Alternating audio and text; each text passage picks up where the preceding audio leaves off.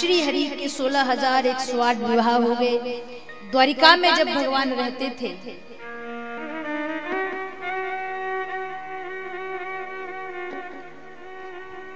बार बार भगवान द्वारिकाधीश के मुख पर श्रीधाम वृंदावन और किशोरी राधा रानी का नाम आता था।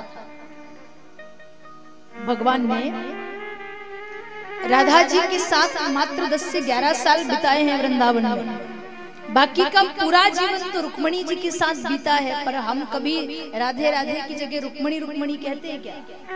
नहीं कहते। जिबहा पर नाम बस राधा रानी का आता है। वृंदावन जाओगे वो तो भगवान बिहारी जी की नगरी है, पर कोई जय श्री कृष्णा नहीं कहे, वहां सब राधे राधे करते हैं।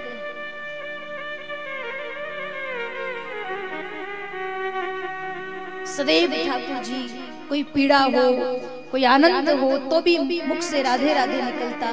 एक बार सत्यभामा और रुक्मणी जी ने भगवान से पूछा, प्रभु वृंदावन की गोपियां और किशोरी राधा रानी में ऐसा क्या था कि आप अभी तक उन्हें नहीं भूल पा रहे हैं? हमारी सेवा पूजा में क्या कमी है? सत्यभामा जी भगवान से प्रेम करती थी और बाकी की रानियों से वो जलती थी। जब जब नाम राधा जी का आता था तो सत्यभामा जी को अच्छा नहीं लगता था। आज पूछ लिया तो भगवान ने कोई जवाब नहीं दिया। ठाकुर जी ने एक लीला करी, भगवान बीमार हो गए। नारद जी को बुलाया, नारद जी आए।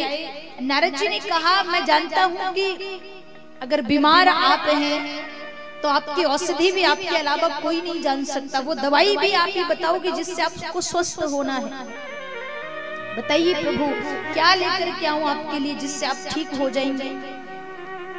भगवान ने कहा, देवऋषि अगर मुझसे प्रेम करने वाला मेरा कोई प्रेमी अपने चरणों की धूल दे दे मेरे माथे पे लगाने के लिए तो मैं ठीक हो जाऊंगा। प्रेम की परीक्षा भगवान ने ली। नारद जी ने कहा ठीक है। सत्यभामा जी के पास गए, रुक्मणी जी के पास गए, रानियों से जाकर के कहा कि भगवान स्वस्थ हो जाएंगे, पर उनके माथे पे लगाने के लिए आप भगवान से प्रेम करती हैं तो अपने चरणों की धूल दे दीजिए, भगवान के माथे पर लगेगी, भगवान स्वस्थ हो जाएंगे। रानियों ने कहा, नारद जी अगर हमारे पैरों की धूल प्रियतम के माथे पर लगेगी तो हमें नरक में जाना पड़ेगा, हम ये काम नहीं कर सकते। मना कर दिया। नारद जी भगवान के पास गए कि द्वारिका में तो किसी ने नहीं दी, क्या करूं? भगवान ने कहा वृंदावन चले जाओ। नारद जी श्रीधाम वृंदावन गए, राधा रानी से और गोपियों से मिले, जाकर कहा भगवान द्वारिकाधीश बीमार हैं, अस्वस्थ हैं, अगर कोई प्रेमी अपने चरणों की धूल दे दे उनके माथे पे लगाने के लिए तो वो स्वस्थ हो जाएंगे। ब्रज की गोपियों ने अपने पैरों के नीचे से ब्रज धूल उठाई और कहा, नारद जितनी चाहिए उतनी ले जाओ, बस हमारा प्रियतम स्वस्थ हो जाए। नारद जी को लगा ये तो वृंदावन की अनपढ़ गोपियां हैं, ये क्या जाने अगर पैरों की धूल बिहारी जी के माथे पर लगेगी तो इन्हें नरक में जाना पड़ेगा। नारद जी ने कहा, आप जानती हो अगर तुम्हारे पैरों की धूल ठाकुर जी के माथे पर लगी तो तुम्हें नरक में जाना पड़ेगा।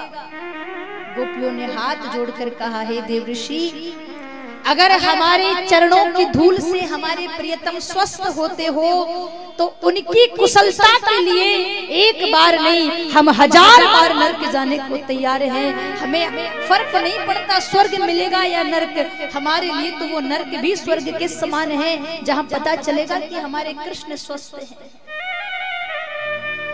और जब नारद जी ब्रज धूल लेकर गए तब भगवान ने रानियों को कहा, ये है ब्रजवासियों का प्रेम, ये है ब्रज की गोपांगनाओं का प्रेम। प्यारे प्रेम वो शक्ति है जो